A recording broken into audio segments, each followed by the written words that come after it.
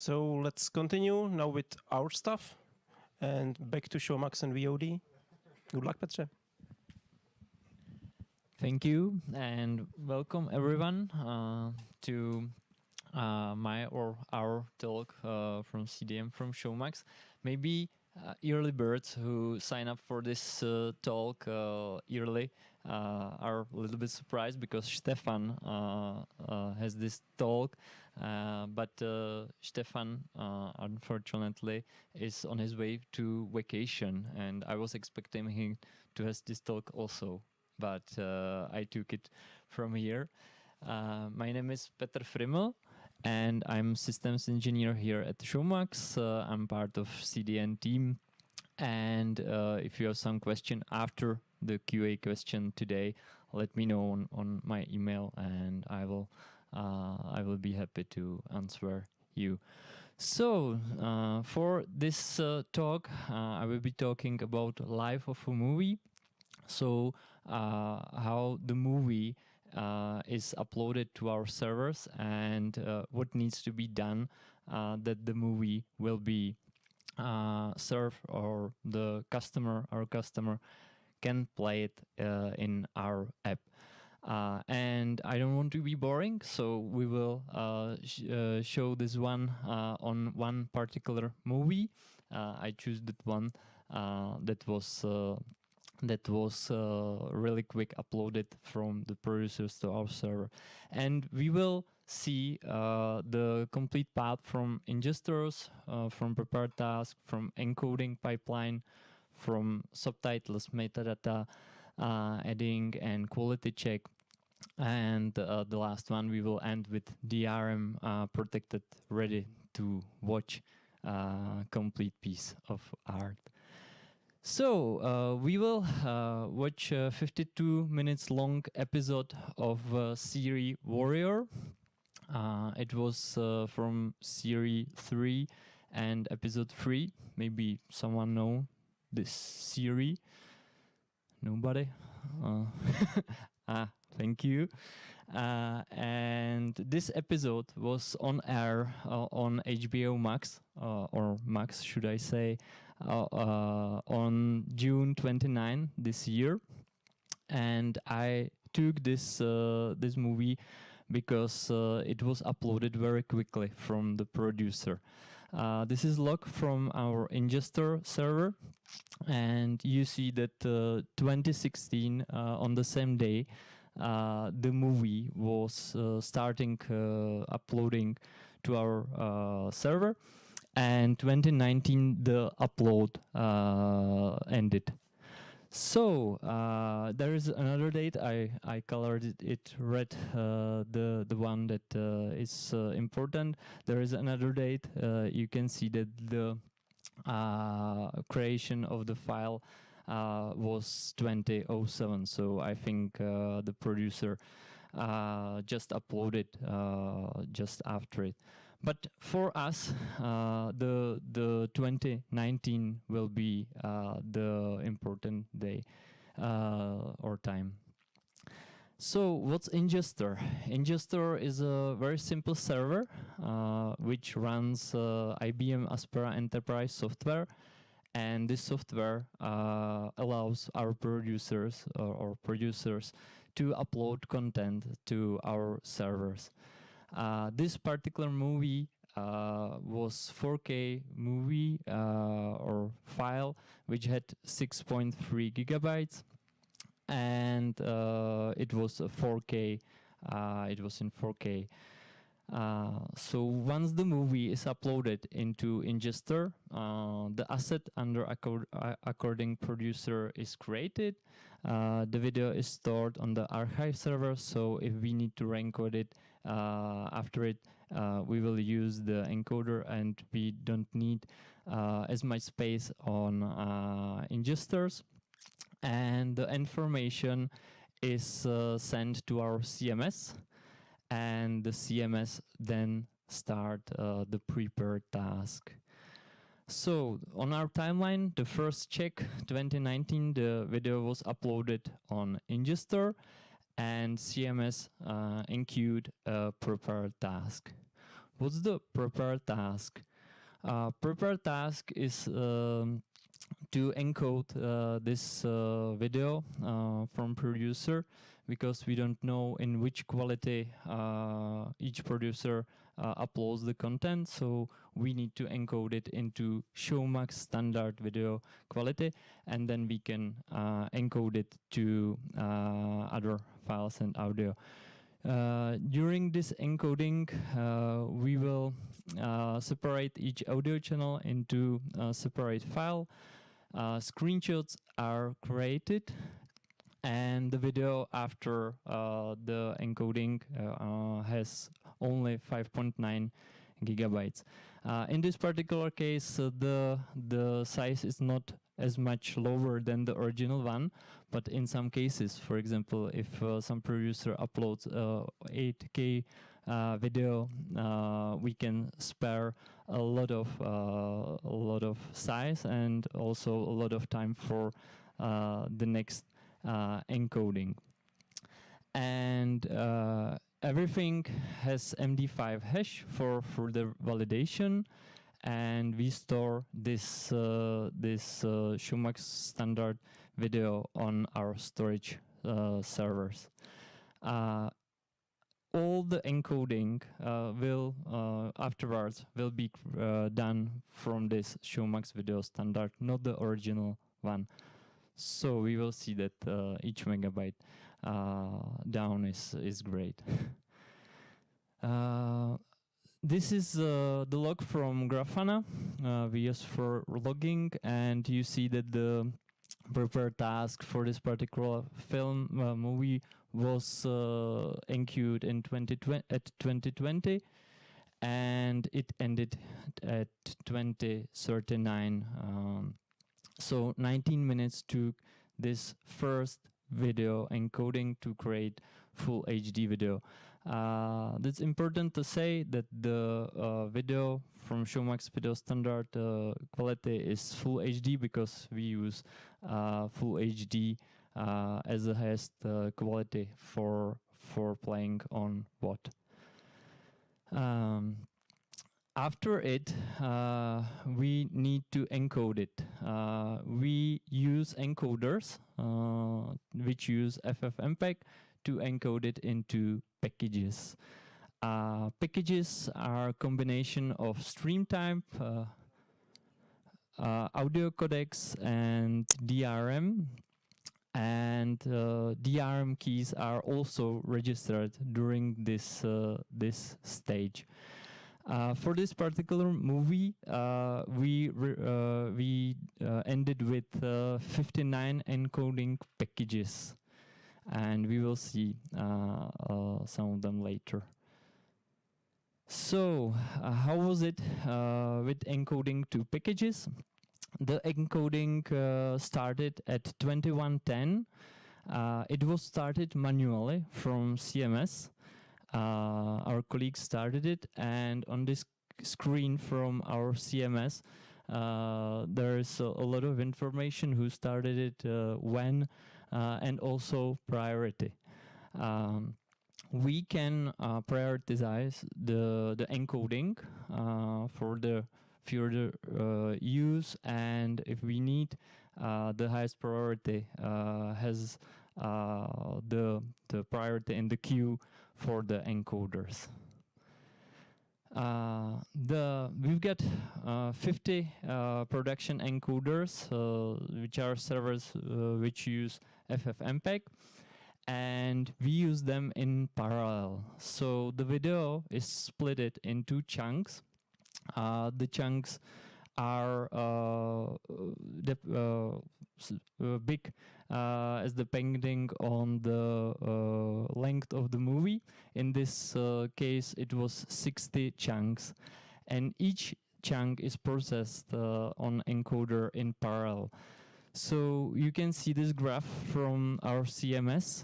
Here is the splitting the movie into chunks, and the green dot is a job for encoding each of the chunks. each chunk is encoded in about 4 minutes, and audio is encoded also on these encoders. So we use the encoder for encoding, splitting the video, encoding the audio, encoding the video. And the audio is not chunked because the complete audio is encoded in about 4 minutes. We will see it on next slide.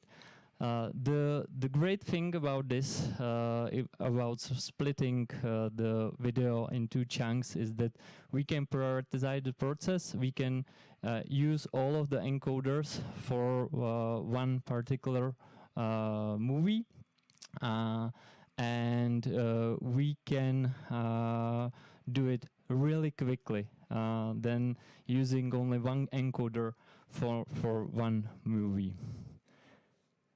So next slide is about how it was encoded from the view from our CMS. Here is the job ID. Here is the name. So the first one was splitting the video into chunks. It was done by this encoder, and it took about 4 minutes. Then the encoding of audio, you can see that about 4 minutes, 3 minutes, 4 minutes, 4.5 minutes. And then the encoding of video. So there could be 60 of these jobs below. But I use another view from our CMS. It's a timeline. So that's the end of the whole process. You see that there are also the job IDs, and these purple lines on the timeline. It's encoding of the video. So 4 minutes for particular video. And the green one is the DRM key registration, so or generation or registration. So as I have said, the DRM keys are registered at this stage with the encoding process, and here it is. So after encoding all the files, the DRM keys are registered. And the red one on the timeline is merging the file together, and we are now done at 21:45. So just 1.5 hours from uploading the movie from producer. What we have done during the encoding, we have done 6 audio files. We have encoded 8 video files in H.264 codec and 8 video files for H.265 or HEVC codec. We use only these codecs. The H.264 is widely used, so it's not necessary to use the older ones. The H.264 is really quick for encoding, but H.265 is has much lower size, which is really great for the devices which support it. From this time, we can put it on our app, and we can stream it. But we don't do it in this case because we've got some other tasks to be done. I will tell you about this task a little bit later, but this is what we have created during encoding. These are audio files. You can see that we use a C codec for audio wrapped into MP4. All of these has validation, and the lowest quality audio has 32 kilobits per second. The highest audio file has 192 kilobits per second. The same view for video. These video files were created during encoding for H.264 codec, the highest one Full HD. It has in this codec 1 gigabyte approximately, and the lowest quality video has 142 pixels horizontal. So you maybe say it's really bad quality video, but we are talking about streaming in Africa and on devices in Africa. And also the data are not as there are not the data as in Europe, because not in Czech Republic, because in Czech Republic they are cheap. They are not cheap as in Europe, but in Africa the situation is almost worse than in Czech Republic. And also, if you stream some series, for example, you know very well, for example, Friends, and you see it last 20 years, each year, you don't want to use the highest quality video, you only want to hear it, and you want to spare your data. So that's for H.264 codec, video codec, and the same view for H.265 codec, and you can see the big difference between the size of the full HD video, which is only approximately 500 megabytes. So half of the size, the same full HD video with H.265 codec. And you can see also that the encoding ended 21:39. So, what's the problem? Why we are not streaming it on our platform? Sorry. The timeline video uploaded on ingester, first encoding task, encoding manually started from our CMS. All encoding tasks are done and DRM registered just under 1.5 hours. But why we are not streaming yet? Because we need to do some other task. We need to add subtitles. We need to add metadata. We at Showmax have a really great catalog for metadata. We use, for example, maturity metadata for kids profiles. We use actors and gender and type of the movie. And we use this metadata not only for searching the content, but we use it also for that we allow the user to choose the movie which is almost the same he watched somewhere in past.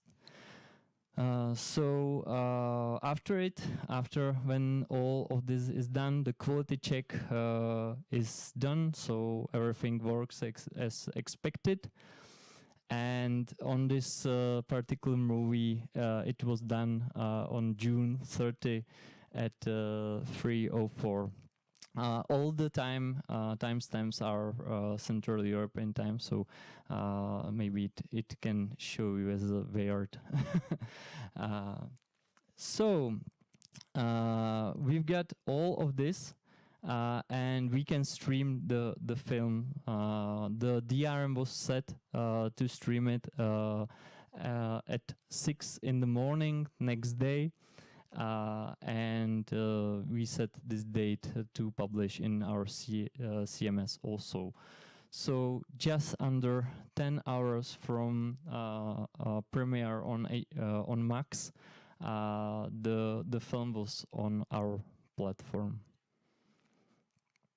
So as a summary, we received a 6.3 gigabytes file from our partner at 2019 at 4K quality. The first encoding we did took 19 minutes and resulted in full HD video. The second encoding took 29 minutes and resulted in 6 audio files, 8 video files in H.264 codec, and 8 video files in H.265 codecs. We've got full HD video with 1 gigabyte and 500 megabytes with the new codec. And we can stream the film 1.5 hours just after the video was uploaded, and it was published on our platform in less than 10 hours.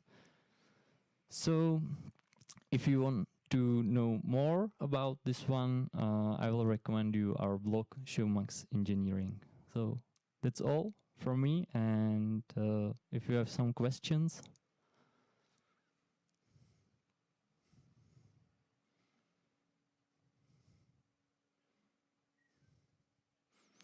Michal? Should I get the microphone or should I speak? Sure. Okay, I have a question. It's not directly to the timeline, but it's for the codecs. I noticed you use H.265 even for lower resolution. As far as I know, or at least I thought that H.265 doesn't scale well for a lower resolution. I don't think you showed it because H.265 144 70K has 25 and H.264 has, I think it's smaller, 23. Why do you use H.265 for such smaller resolutions? Maybe it's the question for our media engineering team, but I think we use it for the compatibility that we don't need to switch between the codecs. If someone shows us that he can use the codec, we will send him this new one, and we will need to switch between the codecs.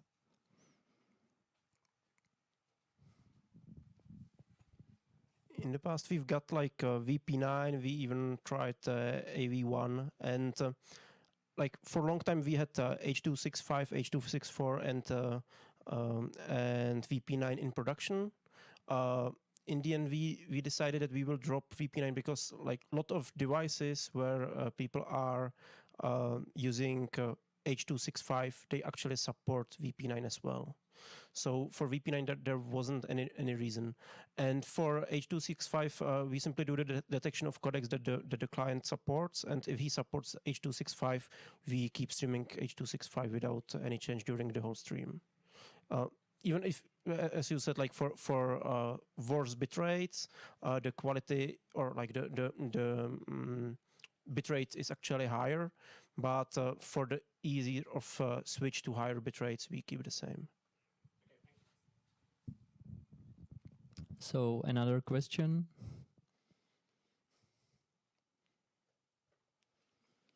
I thought that Michal will ask me if we can speed this up because he has a great presentation about speeding everything up. And I should say yes, we can. We can, and I will switch to our timeline, and we can do this a lot more efficiently, or in a lot more faster way, because if the producer send us the video that we can encode, we don't need to do the first encoding task. And also the encoding was started manually, so you see that there is a 20-minute gaps between starting it manually. So in some particular cases it can be started automatically, and also the quality check for some and we can prioritize the encoding. So here the encoding ended at 21:39, but the encoders can done something which has bigger priority before it, so it can be even faster, and the quality check can be also faster. So in this case, it's not the fastest movie or content which we received and published, but it was a really interesting movie for the presentation.